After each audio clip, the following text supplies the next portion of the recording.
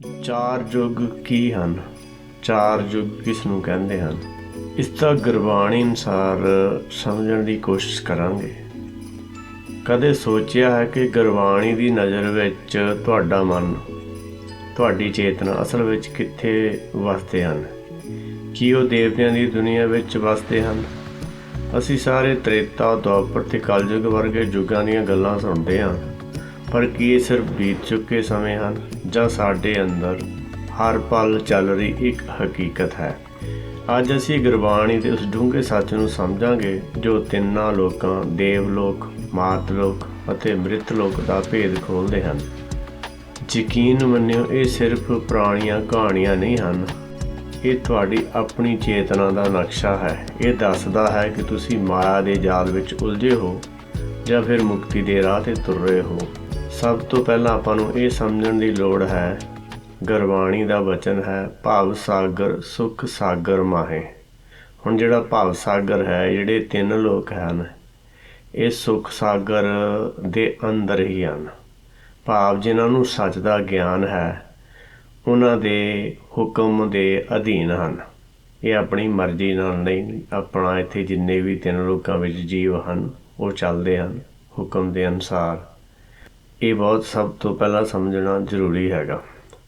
ਫਿਰ ਦੂਸਰੀ ਗੱਲ ਇਹ ਕਿ ਐਸੇ ਗ੍ਰਹਿ ਹਮ ਬਹੁਤ ਵਸਾਏ ਜਬ ਹਮ ਰਾਮ ਗਰਭ ਹੋਏ ਆਏ। ਹੁਣ ਇਹ ਜਿਹੜਾ ਸਰੀਰ ਧਾਰਨ ਕਰਨਾ ਹੈਗਾ, ਇਹਨੂੰ ਘਰ ਕਿਹਾ ਗਿਆ। ਸਰੀਰ ਨੂੰ, ਫਿਜ਼ੀਕਲ ਬਾਡੀ ਘਰ ਹੈਗੀ ਆ, ਆਤਮਾ ਦੇ ਰਹਿਣ ਦਾ ਇਹ ਘਰ ਹੈਗਾ। ਅਤੇ ਘਰ ਦੇ ਉੱਪਰ ਬਾਅਦ 'ਚ ਜਿਹੜੇ ਕੱਪੜੇ ਪਾਏ ਉਹ ਕੱਪੜੇ ਹੈਗੇ। ਅਸਲ ਵਿੱਚ ਜਿਹੜਾ ਆਤਮਾ ਦਾ ਇਹ ਕੱਪੜਾ ਹੀ ਹੈਗਾ, ਜਿਹੜਾ ਸਰੀਰ ਆ ਉਹਨੂੰ ਘਰ ਕਿਹਾ ਗਿਆ ਹੈਗਾ। ਹੁਣ ਕਹਿੰਦੇ ਐਸੇ ਗ੍ਰਹਿ ਹਮ ਬਹੁਤ ਵਸਾਏ ਜਬ ਹਮ ਰਾਮ ਗਰਭ ਹੋਏ ਆਏ। ਕਹਿੰਦੇ ਜਦੋਂ ਦੇ ਅਸੀਂ ਇਸ ਰਾਮ ਗਰਭ ਵਿੱਚ, ਇਹ ਭਰਮ ਜਾਲ ਵਿੱਚ ਫਸੇ ਹੋਏ ਹਾਂ, ਇੱਦਾਂ ਦੇ ਅਸੀਂ ਜਿਹੜੇ ਬਹੁਤ ਵੱਖਰੇ ਵੱਖਰੇ ਸਰੀਰ ਧਾਰੇ ਹਨ, ਫਿਰ ਜਾ ਕੇ ਜਿਹੜਾ ਮਨੁੱਖਾ ਜਨਮ ਮਿਲਦਾ ਹੈ। ਭਈ ਪ੍ਰਾਪਤ ਮਾਨਖ ਦਿਹੋਰੀਆ ਗੋਬਿੰਦ ਮਿਲਣ ਕੀ ਇਹ ਤੇਰੀ ਵਰੀਆ। ਗੋਬਿੰਦ ਨੂੰ ਮਿਲਣ ਦਾ ਸਮਾਂ ਹੈ। ਗੋਬਿੰਦ ਨੂੰ ਇਸੇ ਜਾਮੇ ਵਿੱਚ ਆਪਾਂ ਗੋਬਿੰਦ ਨੂੰ ਮਿਲ ਸਕਦੇ ਹਾਂ। ਬਾਕੀ ਜਿਹੜੇ ਸਰੀਰ ਜਾਂ ਹੋਰ ਘਰ ਜਾਂ ਗਰਭ ਜਿਹੜੇ ਧਾਰਨ ਕੀਤੇ ਆ, ਉਹਨਾਂ ਵਿੱਚ ਥੋੜ੍ਹੀ ਗਿਆਨ ਵਿੱਚ ਵਾਧਾ ਹੁੰਦਾ, ਪਰ ਇੱਥੇ ਆ ਕੇ ਆਪਾਂ ਰੱਬ ਨੂੰ ਜਾਂ ਆਪਣੇ ਆਪ ਨੂੰ ਸਮਝ ਸਕਦੇ ਹਾਂ, ਆਤਮ ਗਿਆਨ ਲੈ ਸਕਦੇ ਹਾਂ, ਬ੍ਰਹਮ ਗਿਆਨ ਲੈ ਸਕਦੇ ਹਾਂ।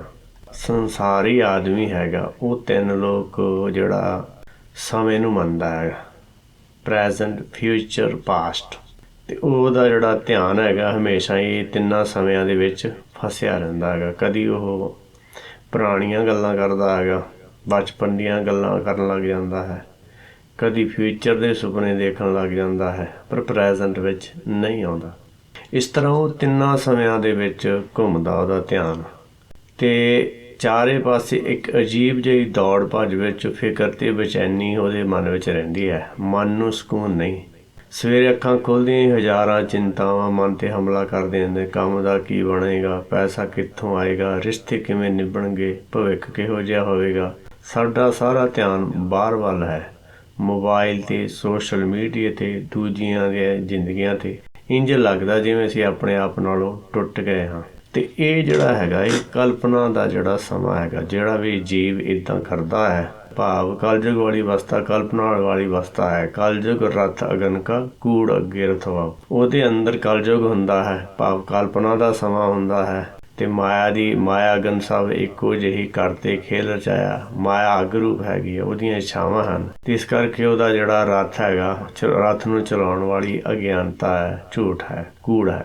ਪਰ ਦੂਜੇ ਪਾਸੇ ਜਿਹੜਾ ਗੁਰਮੁਖ ਹੁੰਦਾ ਹੈ, ਇੱਕ ਘੜੀ ਨਾ ਮਿਲਤੇ ਕਲਯੁਗ ਹੋਤਾ। ਹੁਣ ਜਿਹੜੇ ਹਮੇਸ਼ਾ ਹੁਕਮ ਵਿੱਚ ਚੱਲਦੇ ਹਨ, ਸ਼ਬਦੀ ਵਿਚਾਰ ਕਰਦੇ ਰਹਿੰਦੇ ਹਨ, ਉਹਨਾਂ ਦੇ ਅੰਦਰ ਉਹਨਾਂ ਦੀ ਜਿਹੜੀ ਅਵਸਥਾ ਹੈ, ਹਮੇਸ਼ਾ ਹੀ ਸੱਚ ਦਾ ਸਮਾਂ ਰਹਿੰਦਾ ਹੈਗਾ, ਸਤਯੁਗ ਰਹਿੰਦਾ ਹੈਗਾ। ਅਸਲ ਵਿੱਚ ਜਿਹੜਾ ਸਤਯੁਗ ਹੈਗਾ ਉਹ ਸਮੇਂ ਤੋਂ ਬਾਹਰ ਹੈਗਾ। ਜਿਹੜੀ ਜੋਤ ਹੈਗੀ ਆ, ਜਿਹੜਾ ਗਿਆਨ ਲੈ ਰਿਹਾ ਜਿਹੜਾ ਗੁਰਮੁਖ ਹੈਗਾ, ਉਹ ਅਕਾਲ ਮੂਰਤ ਹੁੰਦਾ ਹੈਗਾ। ਜਿਹੜੀ ਕਾਲ ਮੂਰਤ, ਜਿਹੜਾ ਸਰੀਰ, ਉਹ ਸਮੇਂ ਦੇ ਵੱਸ ਹੈਗਾ, ਕਾਲ ਵੱਸ ਹੈ। ਪਰ ਜਿਹੜਾ ਸੱਚ ਦੀ ਵਿਚਾਰ ਕਰਦਾ, ਜਿਹਦੇ ਅੰਦਰ ਸਤਯੁਗ ਹੁੰਦਾ ਹੈ, ਭਾਵ ਸੱਤ ਦਾ ਹੀ ਸਮਾਂ ਹੁੰਦਾ ਹੈ, ਭਾਵ ਹਮੇਸ਼ਾ ਸੱਚ ਦੀ ਹੀ ਗੱਲ ਕਰਦਾ ਹੈ, ਉਹ ਜਿਹੜਾ ਸਮੇਂ ਤੋਂ ਬਾਹਰ ਹੁੰਦਾ ਹੈਗਾ। ਉਹਦੇ ਅੰਦਰ ਸਤਯੁਗ ਹੁੰਦਾ। ਅਸਲ ਜਿਹੜਾ ਸਤਯੁਗ ਸਮਾਂ ਹੈਗਾ, ਸੱਚ ਦਾ ਸਮਾਂ, ਜਿਹੜਾ ਸੱਚਖੰਡ ਹੈਗਾ, ਉਹਦੇ ਅੰਦਰ ਇਹ ਝੂਠਖੰਡ ਹੈਗਾ। ਸੱਚਖੰਡ ਜਿਹੜਾ ਸਰਵਵਿਆਪੀ, ਸੱਚਖੰਡ ਹਮੇਸ਼ਾ ਹੀ ਰਹਿੰਦਾ ਹੈ, ਪਰ ਜਿਹਦੇ ਅੰਦਰ ਕਲਪਨਾ ਪੈਦਾ ਹੋ ਜਾਂਦੀ ਹੈ ਉਹ ਇਹ ਤਿੰਨਾਂ ਲੋਕਾਂ ਦੇ ਵਿੱਚ ਫਸ ਜਾਂਦਾ ਹੈ। ਭਰਮ ਦੇ ਜਾਲ ਵਿੱਚ ਇਹ ਤਿੰਨੇ ਲੋਕ ਹਨ, ਤੇ ਤ੍ਰੇਤਾ, ਦੁਆਪਰ ਤੇ ਕਲਯੁਗ। ਹੁਣ ਤ੍ਰੇਤੇ ਵਿੱਚ ਜਿਹੜੀ ਜੋਤ ਹੁੰਦੀ ਉਹ ਆਕਾਸ਼ ਵਿੱਚ ਜੋਤ ਹੁੰਦੀ ਹੈ, ਪਰ ਉਹਦੇ ਆਲੇ ਦੁਆਲੇ ਹਨੇਰਾ ਭਾਵ ਭਰਮ ਦਾ ਘੇਰਾ ਹੁੰਦਾ ਹੈਗਾ। ਉਹ ਭਰਮ ਦਾ ਘੇਰਾ ਹੀ ਜਦੋਂ ਆਪਾਂ ਮਾਂ ਦੇ ਗਰਭ ਵਿੱਚ ਜਨਮ ਲੈਂਦੇ ਹੈਗੇ ਆ, ਮਾਂ ਦੇ ਗਰਭ ਵਿੱਚ ਜਿਹੜੀ ਉਹ ਹਨੇਰਾ, ਜਿਹੜੀ ਅਗਿਆਨਤਾ ਹੈਗੀ ਆ, ਜਿਹੜਾ ਉਹ ਅੰਡਾ ਹੈਗਾ, ਉਹੀ ਜਿਹੜਾ ਮਾਂ ਦੇ ਗਰਭ ਵਿੱਚ ਇੱਛਾਵਾਂ ਜਿਹੜੀਆਂ ਹੈਗਾ, ਉਹਦੇ ਕਰਕੇ ਇਹਨੂੰ ਸਰੀਰ ਮਿਲਦਾ ਹੈਗਾ, ਸਰੀਰ ਹੁਕਮ ਦੁਆਰਾ ਮਿਲਦਾ ਹੈਗਾ। ਤੇ ਫਿਰ ਉਹ ਜਿਹੜਾ ਦੁਆਪਰ ਬਣ ਜਾਂਦਾ, ਉਹ ਦੁਆਪਰ ਅਰਧ ਸਮਾਂ, ਉੱਥੇ ਜਿਹੜਾ ਸ਼ੁੱਧ ਮਨ ਅੱਧਾ ਹੈਗਾ ਉਹ ਸਾਹ ਲੈਂਦਾ ਹੈ, ਤੇ ਜਿਹੜਾ ਉਹਦਾ ਧਿਆਨ ਹੈਗਾ ਉਹ ਫਿਰ ਸਰੀਰ ਬਣਾਉਂਦਾ ਹੈਗਾ। ਜਿਹੜਾ ਕਲਯੁਗ ਹੈਗਾ, ਕਲਯੁਗ ਦੇ ਵਿੱਚ ਜਿਹੜਾ ਉਹ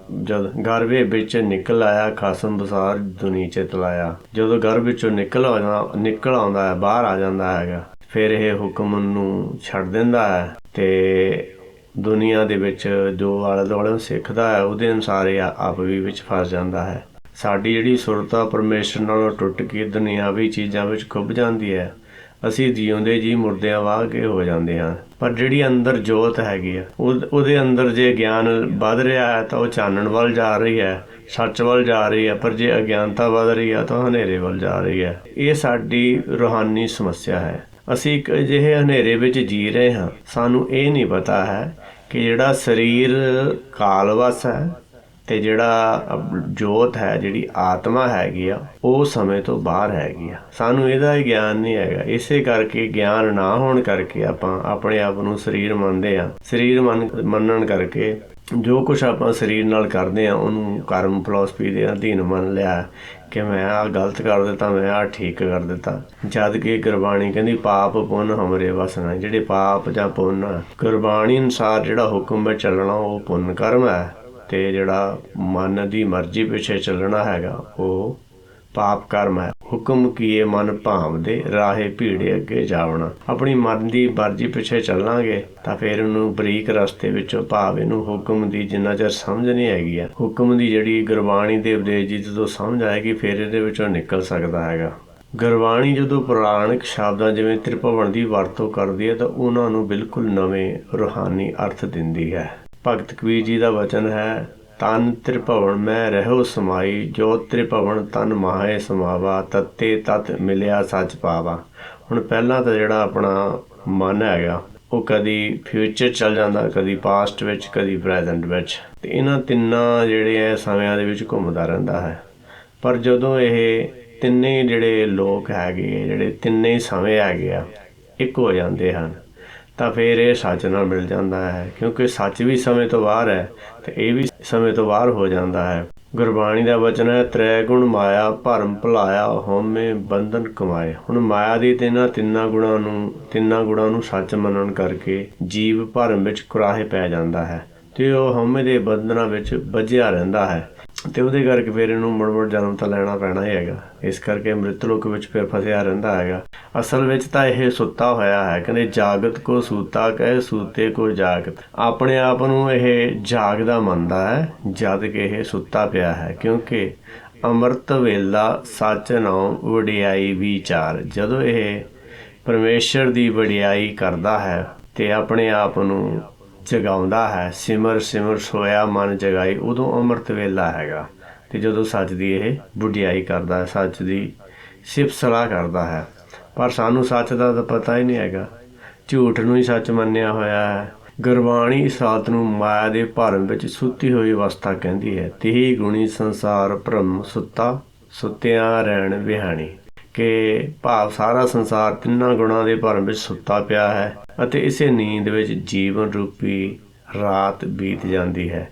ਇਹ ਚੇਤਨਾ ਦਾ ਸਭ ਤੋਂ ਹੇਠਲਾ ਪੱਧਰ ਹੈ, ਜਿੱਥੇ ਆਤਮਾ ਗੂੜੀ ਨੀਂਦ ਵਿੱਚ ਸੁੱਤੀ ਪਈ ਹੈ। ਹਉਮੈ ਚੌਪੜ ਖੇਡਣਾ ਝੂਠੇ ਅਹੰਕਾਰਾ, ਸਭ ਜਗ ਹਾਰੇ ਸੋ ਜਣੇ ਗੁਰ ਸ਼ਬਦ ਵਿਚਾਰਾ। ਕਿਉਂਕਿ ਹਉਮੈ ਦੇ ਵਿੱਚ ਇਹ ਖੇਡਦਾ ਹੈਗਾ, ਆਪਣੇ ਆਪ ਨੂੰ ਮੰਨਦਾ ਕਿ ਜਬ ਜਾਣੇ ਮੈਂ ਕਿਛ ਕਰਤਾ, ਤਬਲ ਗਰਭ ਜੂਨ में ਫਿਰਤਾ। ਆਪਸ ਕੋ ਭਲਾ ਕਹਾ ਆਵੇ, ਤਿਸੇ ਭਲਾਈ ਨਿਕਟ ਨਾ ਆਵੇ। ਆਪਣੇ ਆਪ ਨੂੰ ਚੰਗਾ ਕਹਾਉਂਦਾ ਹੈ ਪਰ ਭਲਾਈ ਦਾ ਤਾਂ ਨੇੜੇ ਤੇੜੇ ਵੀ ਨਹੀਂ ਹੈਗਾ।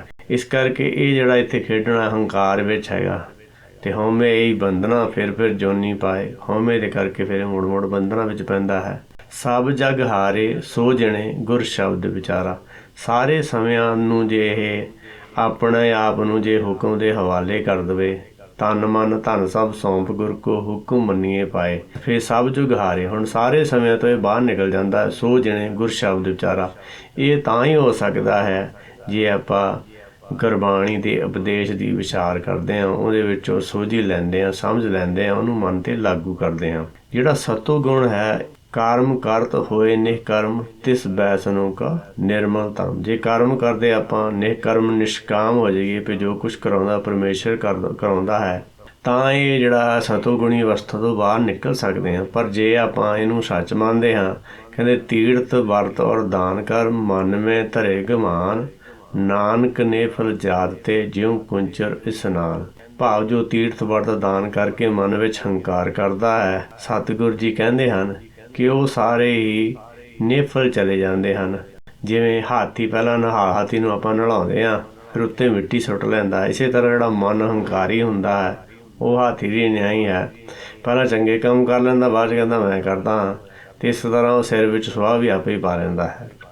ਜਿਹੜਾ ਮੁਕਤੀ ਦਾ ਅਸਲ ਰਾਹ ਹੈ, ਚੌਥਾ ਪਦ ਤੁਰੀਆ ਪਦ। ਫਿਰ ਸਵਾਲ ਉੱਠਦਾ ਹੈ, ਇਹ ਤਿੰਨ ਲੋਕ ਹੀ ਮਾਇਆ ਦੇ ਬੰਧਨ ਵਿੱਚ ਹਨ, ਤਾਂ ਫਿਰ ਮੁਕਤੀ ਦਾ ਰਾਹ ਕਿਹੜਾ ਹੈ? ਗੁਰਬਾਣੀ ਇਸ ਦਾ ਬਹੁਤ ਸਾਫ਼ ਜਵਾਬ ਦਿੰਦੀ ਹੈ। ਅਸਲ ਮੰਜ਼ਿਲ ਇਹਨਾਂ ਤਿੰਨਾਂ ਗੁਣਾਂ ਤੋਂ ਪਾਰ ਲੰਘਣਾ ਹੈ। ਉਸ ਅਵਸਥਾ ਵਿੱਚ ਪਹੁੰਚਣਾ ਹੈ ਜਿਸ ਨੂੰ ਚੌਥਾ ਪਦ ਜਾਂ ਤੁਰੀ ਅਵਸਥਾ ਕਿਹਾ ਜਾਂਦਾ ਹੈ। ਗੁਰਬਾਣੀ ਦਾ ਵਚਨ ਹੈ, ਤ੍ਰੈ ਗੁਣ ਮਾਇਆ ਮੋਹ ਹੈ ਗੁਰਮੁਖ ਚੌਥਾ ਪਦ ਪਾਏ। ਭਾਵ ਤਿੰਨਾਂ ਗੁਣਾਂ ਤ੍ਰਿਗੁਣ ਮਾਇਆ ਮੋਹ ਹੈ ਗੁਰਮੁਖ ਚੌਥਾ ਪਦ ਪਾਏ। ਭਾਵ ਇਹਨਾਂ ਤਿੰਨਾਂ ਗੁਣਾਂ ਤਾਂ ਮਾਇਆ ਦਾ ਮੋਹ ਹੀ ਹਨ। ਗੁਰੂ ਦੇ ਦੱਸੇ ਰਾਹ 'ਤੇ ਤੁਰਦਾ ਹੈ, ਗੁਰਮੁਖ ਉਹ ਚੌਥੇ ਪਦ ਨੂੰ ਪਾ ਲੈਂਦਾ ਹੈ। ਇਹ ਚੌਥਾ ਪਦ ਕੀ ਹੈ? ਇਹ ਉਹ ਅਵਸਥਾ ਹੈ ਜਿੱਥੇ ਮਨੁੱਖ ਤਿੰਨਾਂ ਗੁਣਾਂ ਦੇ ਅਸਰ ਤੋਂ ਆਜ਼ਾਦ ਹੋ ਜਾਂਦਾ ਹੈ। ਤ੍ਰੈ ਗੁਣ ਮੇਟੇ ਖਾਈਏ ਸਾਰ। ਤਿੰਨਾਂ ਗੁਣਾਂ ਨੂੰ ਮੇਟ ਕੇ ਜਦੋਂ ਉਹ ਸਾਰ ਗਿਆਨ ਗੁਰਬਾਣੀ ਦੇ ਉਪਦੇਸ਼ ਦੀ ਵਿਚਾਰ ਕਰਦਾ ਹੈ, ਉਹਦੇ ਵਿੱਚ ਜਿਹੜੀ ਸੋਝੀ ਆਉਂਦੀ ਹੈ, ਉਹਨੂੰ ਮਨ 'ਤੇ ਲਾਗੂ ਕਰਦਾ ਹੈ। ਇਸ ਅਵਸਥਾ ਵਿੱਚ ਮਨੁੱਖ ਦੁੱਖ ਸੁੱਖ, ਲਾਭ ਹਾਨੀ ਅਤੇ ਮਾਨ ਅਪਮਾਨ ਤੋਂ ਉੱਪਰ ਉੱਠ ਜਾਂਦਾ ਹੈ। ਉਹ ਦੁਨੀਆ ਵਿੱਚ ਰਹਿੰਦਾ ਤਾਂ ਹੈ, ਪਰ ਫਲ ਦੀ ਚਿੰਤਾ ਤੋਂ ਬਿਨਾਂ ਉਸਦੀ ਚੇਤਨਾ ਹਰ ਵੇਲੇ ਪਰਮੇਸ਼ਰ ਦੇ ਹੁਕਮ ਵਿੱਚ ਟਿਕੀ ਰਹਿੰਦੀ ਹੈ। ਇਹ ਅਵਸਥਾ ਕਿਵੇਂ ਮਿਲਦੀ ਹੈ? ਅਸੀਂ ਆਪਣੀ ਸਿਆਣਪ ਨਾਲ ਇਹ ਅਵਸਥਾ ਨਹੀਂ ਪ੍ਰਾਪਤ ਕਰ ਸਕਦੇ। ਅਵਸਥਾ ਜਿਹੜੀ ਹੈਗੀ ਆ ਪਰਮੇਸ਼ਰ ਦੀ ਬਖਸ਼ਿਸ਼ ਨਾਲ ਪ੍ਰਾਪਤ ਹੁੰਦੀ ਹੈ। ਪੂਰੇ ਸਤਿਗੁਰ ਸ਼ਬਦ ਸੁਣਾਇਆ, ਤ੍ਰੈ ਗੁਣ ਮੇਟੇ ਚੌਥੇ ਚਿਤ ਲਾਇਆ। ਹੁਣ ਜਦੋਂ ਇਹਦਾ ਜਿਹੜਾ ਧਿਆਨ ਹੈਗਾ, ਉਹ ਜਦੋਂ ਗੁਰਬਾਣੀ ਦੇ ਸ਼ਬਦ ਨੂੰ ਸੁਣਦਾ ਇਹਨੂੰ ਨਾਮ ਸੁਣਨ ਲੱਗ ਜਾਂਦਾ ਹੈ। ਭਾਵ ਇਹਨੂੰ ਗੁਰਬਾਣੀ ਵਿੱਚੋਂ ਸੋਝੀ ਆਉਣੀ ਸ਼ੁਰੂ ਹੋ ਜਾਂਦੀ ਹੈ ਕਿ ਸਤਿਗੁਰਾਂ ਨੇ ਵਿੱਚ ਕੀ ਕਿਹਾ। ਕਹਿੰਦੇ ਪੂਰੇ ਸਤਿਗੁਰੀ ਸ਼ਬਦ ਸੁਣਾਇਆ। ਉਸ ਟਾਈਮ ਇਹਦਾ ਜਿਹੜਾ ਸੱਚ ਦਾ ਗਿਆਨ ਉਹਦਾ ਪੂਰਾ ਹੋ ਜਾਂਦਾ। ਇਹਨੂੰ ਸ਼ਬਦ ਵਿੱਚੋਂ ਸੋਝੀ ਆਉਣੀ ਸ਼ੁਰੂ ਹੋ ਜਾਂਦੀ ਹੈ। ਤ੍ਰੈ ਗੁਣ ਮੇਟੇ ਚੌਥੇ ਚਿਤ ਲਾਇਆ। ਫਿਰ ਤਿੰਨਾਂ ਗੁਣਾਂ ਨੂੰ ਮੇਟ ਲੈਂਦਾ ਹੈ ਅਤੇ ਚੌਥੇ ਪਦ ਵਿੱਚ ਚਿੱਤ ਲਾ ਲੈਂਦਾ ਹੈ। ਭਾਵ ਚੌਥੇ ਪਦ ਵਿੱਚ ਜਿਹੜਾ ਹੈਗਾ ਇਹ ਧਿਆਨ ਜਿਹੜਾ ਸ਼ਬਦ ਗੁਰੂ ਸੁਰਤ ਧੁਨ ਚੇਲਾ, ਜਿਹੜਾ ਧਿਆਨ ਇਹਦਾ ਵੀ ਸ਼ਬਦ ਵਿੱਚ ਰਹਿੰਦਾ ਹੈਗਾ ਅਤੇ ਇਹ ਫਿਰ ਚੇਲਾ ਬਣ ਜਾਂਦਾ ਹੈ। ਧਿਆਨ ਜਿਹੜਾ ਹੈਗਾ ਉਹ ਸ਼ਬਦ ਵਿੱਚ ਜਦੋਂ ਹੈ ਤਾਂ ਤੁਸੀਂ ਚੌਥੇ ਪਦ ਵਿੱਚ ਹੋ। ਪਰ ਉਹਦੇ ਲਈ ਸਭ ਤੋਂ ਜ਼ਰੂਰੀ ਪਹਿਲਾਂ ਇਹ ਹੈ ਕਿ ਪਹਿਲਾਂ ਜੋ ਜਨ ਜਾਨ ਭਜੇ ਪਰ ਖੋਤਮ ਤਾਂ ਕਾ ਕਛੂ ਨਾ ਨਾਸਾ ਹੈ। ਪਹਿਲਾਂ ਇਹ ਜਾਣਨਾ ਜ਼ਰੂਰੀ ਹੈ ਕਿ ਜਿਹੜਾ ਧਿਆਨ ਲਾਉਣਾ ਕਿੱਥੇ ਹੈਗਾ। ਹੁਣ ਜਿਹਨੂੰ ਜਿਹਨੂੰ ਸ਼ਬਦ ਦਾ ਗਿਆਨ ਹੀ ਨਹੀਂ ਹੈ, ਗੁਰਬਾਣੀ ਦੇ ਨਾਮ ਦਾ ਹੀ ਪਤਾ ਨਹੀਂ ਹੈਗਾ, ਅਤੇ ਉਹਦਾ ਜਿਹੜਾ ਧਿਆਨ ਹੈਗਾ ਉਹ ਬਾਹਰਮੁਖੀ ਹੋਏਗਾ। ਉਹਨੂੰ ਆਕਾਸ਼ਬਾਣੀ ਨਹੀਂ ਸੁਣ ਸਕਦੀ। ਆਕਾਸ਼ਬਾਣੀ ਜਿਹੜੀ ਹੈਗੀ ਆ ਉਹ ਧਿਆਨ ਹੀ ਸੁਣ ਸਕਦਾ ਹੈ। ਆਹ ਕੰਨਾਂ ਜਾਂ ਨੱਕ, ਆਹ ਜਿਹੜਾ ਫਿਜ਼ੀਕਲ ਬਾਡੀ ਹੈਗੀ ਆ, ਇਹਨਾਂ ਗਿਆਨ ਇੰਦਰੀਆਂ ਨਾਲ ਜਿਹੜਾ ਉਹ ਚੌਥੇ ਪਦ ਜਿਹੜਾ ਨਾਮ ਸੁਣਨਾ ਹੈ ਉਹ ਨਹੀਂ ਸੁਣ ਸਕਦਾ। ਕਬੀਰਾ ਤੂੰ ਕਬੀਰ ਤੂੰ ਤੇਰਾ ਨਾਮ ਕਬੀਰ, ਰਾਮ ਰਤਨ ਤਬ ਪਾਈਐ ਜੋ ਪਹਿਲੇ ਤਜੇ ਸਰੀਰ। ਜਿਹੜਾ ਸਰੀਰ ਦੀ ਮਨੌਤ ਤੋਂ ਉੱਪਰ ਉੱਠ ਜਾਂਦਾ ਹੈ ਉਹ ਰਾਮ ਰਤਨ ਨੂੰ ਪਾਉਂਦਾ ਹੈ, ਰਾਮ ਪਦਾਰਥ ਪਾਉਂਦਾ ਹੈ, ਨਾਮ ਪਦਾਰਥ ਪਾਉਂਦਾ ਹੈ। ਫਿਰ ਉਹਨੂੰ ਸਮਝ ਲੱਗ ਜਾਂਦੀ ਹੈ ਕਿ ਕਬੀਰ ਆ ਜਿਹੜਾ ਮਨ ਵੀ ਤੂੰ ਹੀ ਹੈ, ਜਿਹੜਾ ਚਿੱਤ ਵੀ ਤੂੰ ਹੀ ਹੈ, ਅਤੇ ਜਿਹੜਾ ਸ਼ਬਦ ਗੁਰੂ ਹੈਗਾ ਉਹ ਵੀ ਤੂੰ ਹੀ ਹੈਗਾ। ਜਦੋਂ ਤਿੰਨੇ ਇਕੱਠੇ ਹੋ ਜਾਂਦੇ ਹਨ, ਜਿਹੜੇ ਤਿੰਨੇ ਜਿਹੜਾ ਜਿੰਨਾ ਚਿਰ ਆਪਣੇ ਆਪ ਨੂੰ ਤਿੰਨ ਗੁਣਾਂ ਵਿੱਚ ਤਿੰਨ ਸਮਝਦਾ ਸੀ, ਪਰ ਜਦੋਂ ਇਹ ਤਿੰਨਾਂ ਦਾ ਪਤਾ ਲੱਗਿਆ ਕਿ ਤਿੰਨੇ ਇੱਕ ਦੇ ਰੂਪ ਹਨ, ਕਬੀਰਾ ਵੀ ਤੂੰ ਹੀ ਹੈ ਤੇ ਕਬੀਰ ਵੀ ਤੂੰ ਹੀ ਹੈ ਤੇ ਤੇਰਾ ਹੀ ਨਾਂ ਕਬੀਰ ਹੈ ਤੇ ਤੂੰ ਹੀ ਸਭ ਤੋਂ ਵੱਡਾ ਹੈ। ਹੁਕਮ ਦੀ ਫਿਰ ਸਿਫਤ ਸਲਾਹ ਕਰਦਾ ਹੈ ਕਿ ਤੂੰ ਹੀ ਸਭ ਕੁਛ ਹੈ। ਜਿਹੜਾ ਅਕਾਲ ਮੂਰਤ ਉਹਦੀ ਇੱਛਾ ਸ਼ਕਤੀ ਜਿਹੜੀ ਹੈਗੀ ਉਹ ਸਾਰਿਆਂ ਦੀ ਸਾਂਝੀ ਇੱਛਾ ਸ਼ਕਤੀ ਜਿਹੜੀ ਉਹਨੂੰ ਸ਼ਬਦ ਗੁਰੂ ਕਿਹਾ ਹੈਗਾ। ਜਿਹੜਾ ਕਬੀਰ ਹੈ ਬੂੰਦ ਰੂਪ ਹੈਗਾ ਤੇ ਜਿਹੜੀ ਉਹਨਾਂ ਦੀ ਇੱਛਾ ਸ਼ਕਤੀ ਉਹ ਸਮੁੰਦਰ ਰੂਪ ਹੈਗੀ। ਜਿਹੜਾ ਸਤਿਗੁਰ ਵੀ ਹੈ ਉਹ ਜਿਹੜਾ ਹੈਗਾ ਬੂੰਦ ਰੂਪ ਹੈਗਾ। ਜਿਹੜਾ ਅਕਾਲ ਮੂਰਤ ਇੱਕ ਅਕਾਲ ਮੂਰਤ ਜਿਹੜਾ ਹੈਗਾ ਉਹ ਬੂੰਦ ਰੂਪ ਹੈਗਾ, ਪਰ ਉਹਨਾਂ ਦੀ ਸਾਰਿਆਂ ਦੀ ਅਨੇਕ ਹੈ ਫਿਰ ਏਕ ਹੈ। ਏਕ ਅਨੇਕੇ ਮਿਲ ਗਿਆ ਏਕ ਸਮਾਨਾ ਏਕ। ਹੁਣ ਇੱਕ ਜਿਹੜਾ ਹੈਗਾ ਜਦੋਂ ਇੱਕ ਹੋ ਜਾਂਦਾ ਹੈ ਫਿਰ ਉਹ ਅਨੇਕ ਉਹਨਾਂ ਦੀ ਸਾਂਝੀ ਜਿਹੜੀ ਸ਼ਕਤੀ ਹੈ ਸ਼ਬਦ ਗੁਰੂ ਜਿਹੜਾ ਉਹਨਾਂ ਦਾ ਸਰੂਪ ਹੈਗਾ ਉਹਦੇ ਵਿੱਚ ਮਿਲ ਜਾਂਦਾ ਹੈਗਾ। ਉਹਦਾ ਧਿਆਨ ਉਹਨਾਂ ਵਿੱਚ ਰਲ ਜਾਂਦਾ, ਫਿਰ ਉਹ ਇੱਕ ਰੂਪ ਹੋ ਜਾਂਦਾ ਹੈਗਾ। ਇਸ ਤਰ੍ਹਾਂ ਉਹ ਸਭ ਤੋਂ ਵੱਡਾ ਹੈ। ਹੁਕਮ ਸਭ ਤੋਂ ਵੱਡਾ ਹੈ। ਸਤਿਗੁਰ ਵਿੱਚ ਵੱਡੀਆਂ ਵਡਿਆਈਆਂ ਸਹਿ ਮੇਲੇ ਤਾਂ ਨਜ਼ਰੀ ਆਈਆਂ। ਹੁਣ ਸੱਚ ਦੇ ਗਿਆਨ ਵਿੱਚ ਸਭ ਤੋਂ ਵੱਡੀਆਂ ਵਡਿਆਈਆਂ ਹਨ, ਪਰ ਜੇ ਇਹਨੂੰ ਸੱਚ ਦੀ ਸਮਝ ਆ ਜਾਏ ਤਾਂ ਫਿਰ ਇਹਨੂੰ ਇਹਦੀ ਸਮਝ ਆਉਂਦੀ ਹੈਗੀ ਆ। ਪੂਰੇ ਸਤਿਗੁਰੀ ਸ਼ਬਦ ਸੁਣਾਇਆ ਤ੍ਰੈ ਗੁਣ ਮੇਟੇ ਚੌਥੇ ਚਿਤ ਲਾਇਆ। ਗੁਰਬਾਣੀ ਦੇ ਉਪਦੇਸ਼ ਨੂੰ ਪਹਿਲਾਂ ਸੁਣਦਾ ਹੈ, ਮੰਨਦਾ ਹੈ, ਫਿਰ ਉਹਨੂੰ ਆਪਣੇ ਤੇ ਲਾਗੂ ਕਰਦਾ ਹੈ ਤਾਂ ਫਿਰ ਇਹਨੂੰ ਚੌਥੇ ਪਦ ਜਿਹੜਾ ਹੈਗਾ ਤਿੰਨਾਂ ਗੁਣਾਂ ਨੂੰ ਮੇਟ ਲੈਂਦਾ, ਉਹ ਤੋਂ ਉੱਪਰ ਉੱਠ ਜਾਂਦਾ। ਫਿਰ ਇਹਦਾ ਚੌਥੇ ਵਿੱਚ ਚਿੱਤ ਲੱਗ ਜਾਂਦਾ ਹੈ। ਜਿਹੜਾ ਚੌਥੇ ਦੇ ਵਿੱਚ ਇਹਦਾ ਚਿੱਤ ਲੱਗ ਗਿਆ, ਜਿਹੜਾ ਤੁਰੀਆ ਪਦ ਵਿੱਚ ਚਲੇ ਗਿਆ, ਉਹਦੀ ਜਿਹੜੀ ਅਵਸਥਾ ਹੈਗੀ ਆ ਉਹ ਫਿਰ ਉਹ ਅਕਾਲ ਮੂਰਤ ਬਣ ਜਾਂਦਾ ਹੈਗਾ। ਵਿੱਚ ਦੁਨੀਆ ਸੇਵ ਕਮਾਈਏ ਤਾਂ ਦਰਗਹਿ ਬੈਸਣ ਪਾਈਏ। ਫਿਰ ਉਹ ਦੁਨੀਆ ਦੇ ਵਿੱਚ ਗੁਰਬਾਣੀ ਦੀ ਜਿਹੜੀ ਸਮਝ ਆਈ ਹੁੰਦੀ ਹੈ ਉਹ ਦੂਸਰਿਆਂ ਨੂੰ ਉਹਦੇ ਬਾਰੇ ਜਾਣਕਾਰੀ ਦਿੰਦਾ ਹੈ ਤੇ ਇਸ ਤਰ੍ਹਾਂ ਉਹਦਾ ਜਿਹੜਾ ਸੱਚਖੰਡ ਦਾ ਉਹ ਵਾਸੀ ਬਣ ਜਾਂਦਾ ਹੈਗਾ। ਨਾਉ ਤੇਰਾ ਨਿਰੰਕਾਰ ਹੈ ਨਾਏ ਲਈਏ ਨਰਕ ਨਾ ਜਾਈਏ। ਹੁਣ ਜਿਹੜਾ ਸੱਚ ਹੈ, ਸੱਚ ਦਾ ਗਿਆਨ ਹੈਗਾ ਉਹ ਨਿਰੰਕਾਰ ਹੈਗਾ ਤੇ ਜਿਹੜਾ ਨਿਰੰਕਾਰ ਉਹਨੂੰ ਸਮਝ ਲੈਂਦਾ ਹੈਗਾ ਤੇ ਉਹ ਫਿਰ ਨਰਕ ਵਿੱਚ ਨਹੀਂ ਆਉਂਦਾ, ਉਹ ਜੰਮਣ ਮਰਨ ਤੋਂ ਪਰਾਂ ਚਲਾ ਜਾਂਦਾ ਹੈ। ਪਰ ਸਤਿਗੁਰ ਸਾਹਿਬਾਨ ਸਾਨੂੰ ਇਹਨਾਂ ਸਭ ਤੋਂ ਉੱਪਰ ਉੱਠ ਕੇ ਗੁਰਮੁਖ ਬਣ ਕੇ ਸ਼ਬਦ ਨਾਲ ਜੁੜ ਕੇ ਚੌਥੇ ਪਦ ਨੂੰ ਪਾਉਣ ਦਾ ਰਾਹ ਦੱਸਦੇ ਹਨ ਹੁਕਮ ਵਿੱਚ ਚੱਲ ਕੇ। ਇਹੀ ਅਸਲ ਆਜ਼ਾਦੀ ਹੈ। ਹਰ ਇੱਕ ਪਾਲੇ ਰੁਕੋ ਅਤੇ ਆਪਣੇ ਅੰਦਰ ਝਾਤ ਮਾਰੋ, ਆਪਣੇ ਆਪ ਨੂੰ ਪੁੱਛੋ ਇਸ ਵੇਲੇ ਅੱਜ ਦੇ ਦਿਨ ਤੁਹਾਡੀ ਚੇਤਨਾ ਕਿਸ ਲੋਕ ਵਿੱਚ ਵਸ ਰਹੀ ਹੈ। ਕੀ ਤੁਸੀਂ ਕਲਪਨਾ ਕਰ ਰਹੇ ਹੋ? ਜੇ ਕਲਪਨਾ ਕਰ ਰਹੇ ਹੋ ਤਾਂ ਕਲਯੁਗ ਵਿੱਚ ਹੋ, ਤੇ ਜੇ ਸੱਚ ਦੀ ਵਿਚਾਰ ਕਰਦੇ ਹੋ, ਸ਼ਬਦ ਦੀ ਵਿਚਾਰ ਕਰਦੇ ਹੋ ਤਾਂ ਸਤਿਯੁਗ ਵਿੱਚ ਹੋ। ਜੇ ਇਹ ਵਿਚਾਰ ਤੁਹਾਡੇ ਦਿਲ ਤੱਕ ਪਹੁੰਚੇ ਹੋਣ ਤਾਂ ਤੁਹਾਨੂੰ ਕੋਈ ਨਵੀਂ ਸਮਝ ਮਿਲੀ ਹੋਵੇ ਤਾਂ ਇਸ ਨੂੰ ਆਪਣੇ ਦੋਸਤਾਂ ਮਿੱਤਰਾਂ ਤੇ ਪਰਿਵਾਰ ਨਾਲ ਸਾਂਝਾ ਕਰਨਾ।